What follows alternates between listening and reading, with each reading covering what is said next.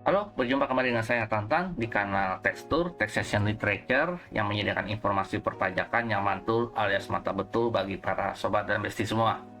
Dan semoga setelah liburan panjang, liburan Idul Adha ini, para sobat dan besti semua tetap bisa beraktivitas secara lebih semangat dan lebih energik. Pada kesempatan video kali ini saya akan membawakan mengenai ketentuan pemotongan dari PPA unifikasi. Aturannya ada di Per 11 PJ tahun 2025 yang mulai berlaku tanggal 22 Mei tahun 2025. Jadi Per 11 PJ 2025 ini mengatur mengenai format pelaporan pajak penghasilan dan PPN dalam sistem Cortex. Jadi ada diatur mengenai pelaporan PPA pasal 21-26-nya, kemudian ada PPA unifikasi yang akan saya jelaskan nanti di video ini. Kemudian juga ada mengenai faktur pajak, dan tidak kalah pentingnya juga ada penjelasan mengenai format laporan SPT tahunan, baik untuk orang pribadi maupun untuk badan. Jumlah dasar pengenaan pajak dan PPA unifikasi dibulatkan ke rupiah penuh dengan ketentuan kurang dari 0,5 maka akan dibulatkan ke bawah, atau sama dengan atau lebih dari 0,5 maka akan dibulatkan ke atas. Untuk prasyarat penggunaan modul e-Bupot di Cortex, yang pertama, pemotong dan atau pemungut PPA unifikasi adalah orang pribadi harus memiliki sertifikat elektronik atau kode otorisasi DJP. Kedua, pemotong dan atau pemungut PPA unifikasi selain orang pribadi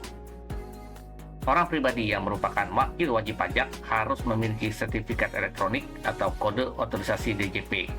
Dan yang ketiga, pemotong dan atau pemungut PPA unifikasi yang menunjuk seorang kuasa, maka kuasa tersebut juga harus memiliki sertifikat elektronik atau kode otorisasi DJP.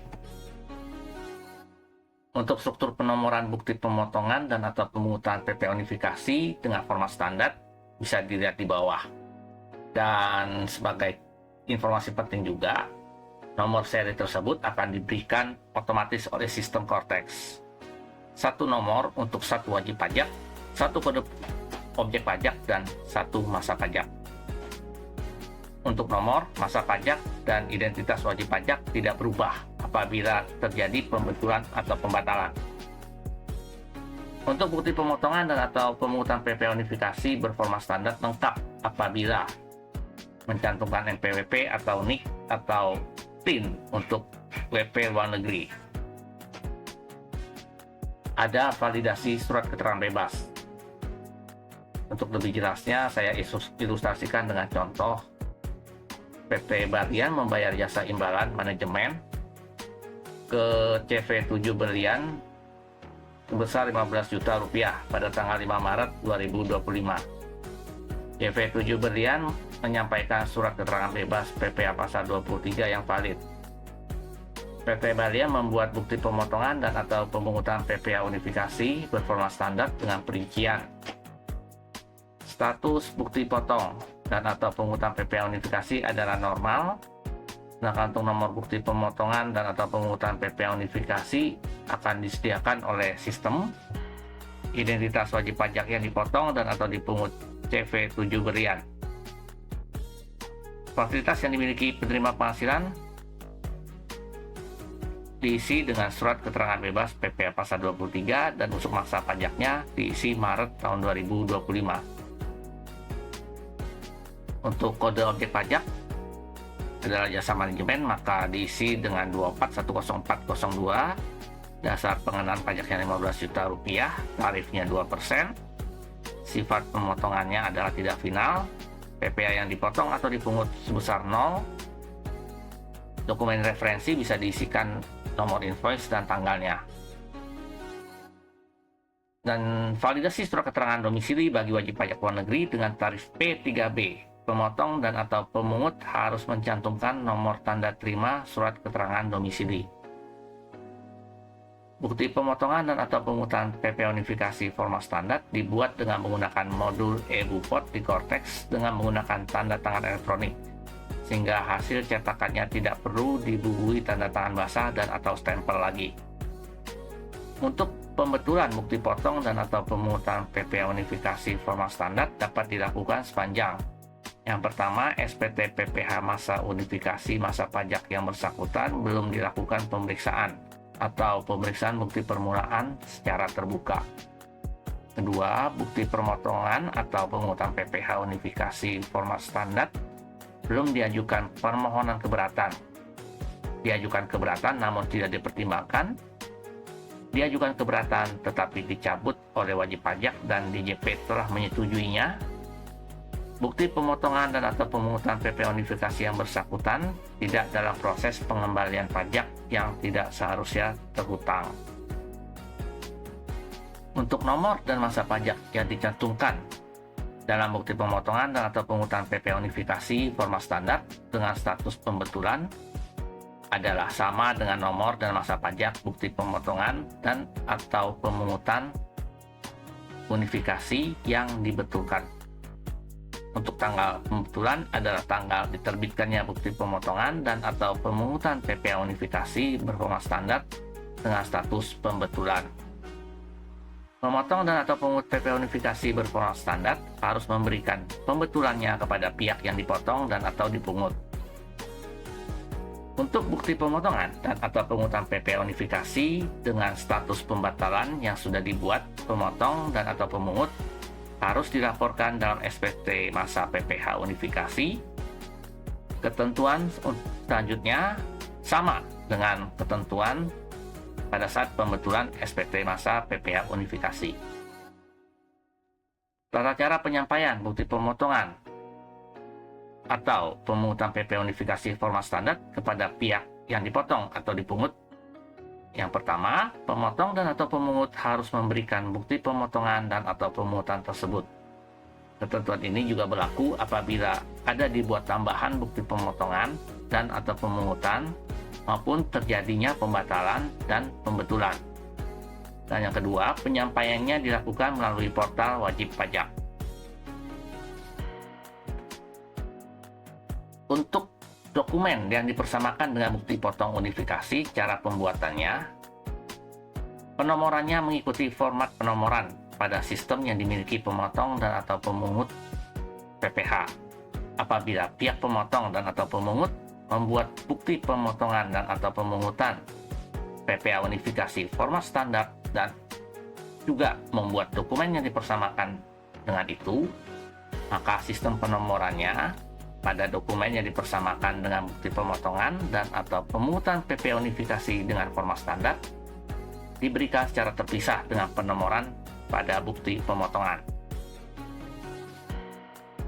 Untuk cara pengisian data dan informasi, harus memuat data dan informasi sekurang-kurangnya berupa nama, NPWP, NIK pihak yang dipotong dan atau yang dipungut. Berikutnya, nomor unik transaksi yang berkaitan dengan penghasilan yang dipotong dan atau dipungut. Kemudian dasar pengenaan pajak beserta PPh yang dipotong dan atau dipungut. Untuk syarat pengkreditan, dokumen yang dipersamakan dengan bukti pemotongan dan atau pemungutan PPh unifikasi formal standar dapat dikreditkan sepanjang dokumen tersebut mencantumkan NPWP atau NIK dari pihak yang dipotong dan atau dipungut, lalu telah dipertukarkan elektronik oleh DJP atau telah dilaporkan dalam SPT masa PPh unifikasi. Pembetulan dan pembatalan dokumen yang dipersamakan dengan bukti pemotongan dan atau pemungutan PPh unifikasi formal standar dapat dilakukan dengan syarat yang sama dengan bukti pemotongan dan atau pemungutan PPh unifikasi formal standar. Untuk catatan penting juga di Per 11 ini, wajib pajak orang pribadi dalam negeri ditunjuk sebagai pemotong atas PPh 23 atas pembayaran berupa sewa dan PPh 4 ayat 2 atas penghasilan dan dari persewaan tanah dan atau bangunan. Wajib pajak orang pribadi tadi meliputi orang pribadi yang melakukan pekerjaan bebas dan atau orang pribadi yang menjalankan usaha yang menyelenggarakan pembukuan. Untuk bukti pemotongan dan atau pemungutan PPh unifikasi tetap harus dibuat apabila yang pertama, jumlah pajak penghasilan dipotong dan atau dipungut nihil karena SKB. kemudian pengecualian pemotongan dan atau pemungutan PPh, lalu ada transaksi pembelian barang yang dilakukan wajib pajak yang memiliki surat keterangan, transaksi penjualan barang atau penyerahan jasa oleh wajib pajak orang pribadi yang memiliki peredaran bruto tertentu yang menyampaikan surat pernyataan sebagai pengganti dari surat keterangan atau dikenakan tarif 0%. Lalu jumlah pajak penghasilan dipotong dan atau dipungut ditanggung oleh pemerintah. Jumlah pajak penghasilan dipotong dan atau dipungut diberikan fasilitas PPh. Dan yang terakhir, jumlah PPh pasal 26 nihil berdasarkan ketentuan P3B yang ditunjukkan dengan surat keterangan domisili wajib pajak luar negeri dan atau tanda terima surat keterangan domisili dari WP luar negeri yang bersangkutan. Dokumen yang dipersamakan dengan bukti pemotongan dan atau pungutan PPh unifikasi format standar digunakan pihak pemotong dan atau pemungut pajak penghasilan atas yang pertama, penghasilan berupa bunga deposito atau tabungan, diskonto SBI, diskonto surat berharga yang diterbitkan BI dalam rangka operasi moneter yang memiliki karakteristik yang sama dengan SBI dan jasa giro. Yang kedua, penghasilan berupa diskonto surat perbendaharaan negara dan bunga obligasi berupa surat utang negara dan obligasi daerah yang jangka waktunya lebih dari 12 bulan termasuk surat utang syariah. Yang ketiga, bunga atau diskonto surat berharga jangka pendek yang diperdagangkan di pasar uang. Keempat, penghasilan dari transaksi penjualan saham selain saham pendiri di bursa efek. Yang kelima, penghasilan atas hadiah undian langsung yang melekat pada barang atau produk dan tidak dapat diketahui identitas penerima. Keenam, penghasilan yang diterima atau diperoleh rekanan atas transaksi penjualan barang, penyerahan jasa, dan atau persewaan dan penghasilan lain sehubungan dengan penggunaan harta yang dilakukan melalui pihak lain dalam sistem informasi pengadaan pemerintah. Ketujuh, penghasilan yang diterima atau diperoleh penjual aset kripto. Dan yang kedelapan, penghasilan lain yang menurut ketentuan perpajakan menggunakan dokumen yang dipersamakan dengan bukti pemotongan dan atau pemungutan PPh unifikasi format standar. Jadi inilah garis besar mengenai pengaturan pelaporan dan pembuatan PPh unifikasi, dan yang perlu kita perhatikan juga, saya ingatkan lagi, yang termasuk dalam kategori bukti potong PPh unifikasi yaitu PPh 4 ayat 2, kemudian ada PPh pasal 15, kemudian PPh pasal 22, dan terakhir ada PPh pasal 26 selain yang berhubungan dengan kegiatan jasa dari orang pribadi. Demikianlah, apabila ada penjelasan yang kurang jelas, silakan saja tuliskan di kolom komentar. Nanti saya akan membantu menjawab dan meresponnya. Dan jangan lupa untuk selalu share, like, dan subscribe channel kami agar channel kami bisa lebih berkembang dan bisa menjangkau masyarakat yang lebih luas. Sampai jumpa di video saya berikutnya dan salam sehat selalu. Bye.